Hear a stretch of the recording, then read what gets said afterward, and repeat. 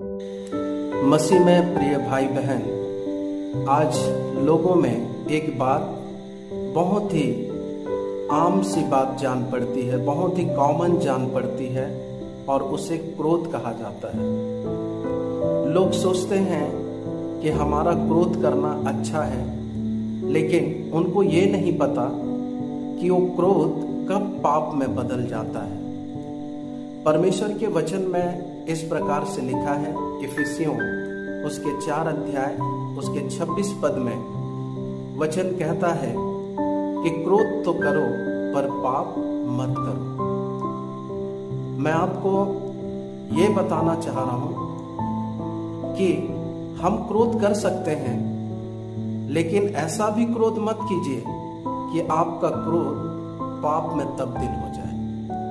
उत्पत्ति उसके 4 अध्याय को जब आप पढ़ेंगे तो वहां 2 भाइयों के विषय में जिक्र करती है बाइबल, और हाबिल और कैन, ये दोनों भाई परमेश्वर को अपनी अपनी भेंट देते हैं, लेकिन परमेश्वर हाबिल की भेंट को ग्रहण करता है और कैन की भेंट को ग्रहण नहीं करता।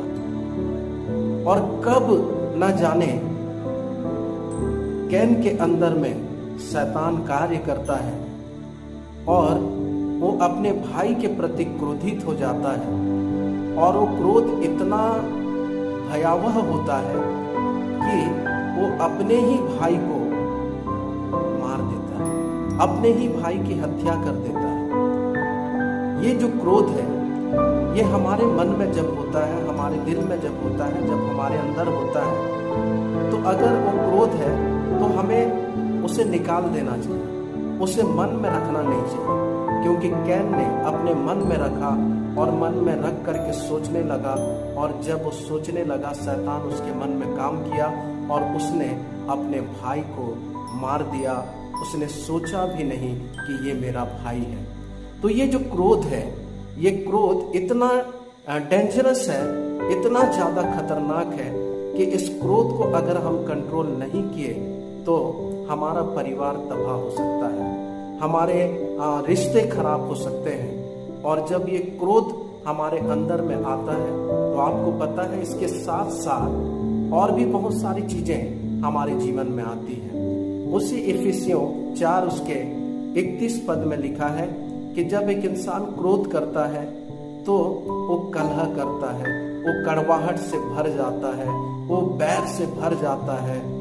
ये सारी चीजें उसी क्रोध से ही आती हैं। लेकिन आज मैं आपको इसका उपाय बताना चाहता हूं कि जब कभी भी आपके जीवन में क्रोध आता है, जब कभी भी आपके मन में क्रोध से आप भर जाते हैं, तो उस समय में आपको कुछ चीजों को, कुछ कामों को करना है जिससे आपका परिवार तबाह होने से बच जाए, जिससे आपका रिश्ता खराब होने से बच जाए।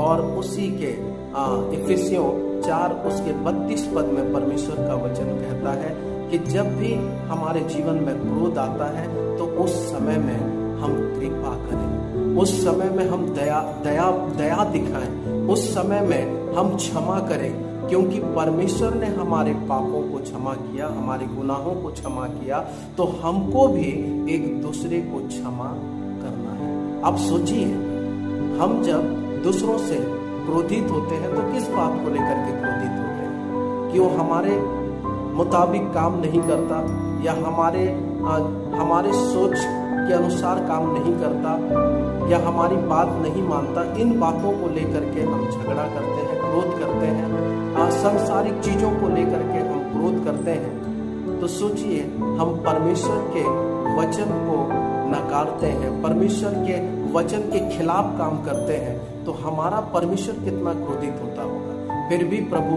अपने वचन में कहता है, जैसे परमेश्वर ने तुम्हें क्षमा किया है, तुम भी एक दूसरे को क्षमा करो। और जब मैं और आप एक दूसरे को क्षमा करेंगे, आप विश्वास कीजिए, वो क्रोध से परमेश्वर आपको और मुझे बचा लेगा। नहीं तो वही क्रोध हम शैतान को अवसर देंगे, और शैतान फिर हमारे जीवन में वो बहुत सारे समस्याओं को लेकर के आएगा। इसलिए आज आपसे विनती है कि जब भी क्रोध आपके मन में आता है तो आप उस समय में प्रेम दिखाएं, दया दिखाएं, एक दूसरे को आप क्षमा कर दें। परमेश्वर इन वचनों के द्वारा हम सबों को आशीष दे। God bless you all.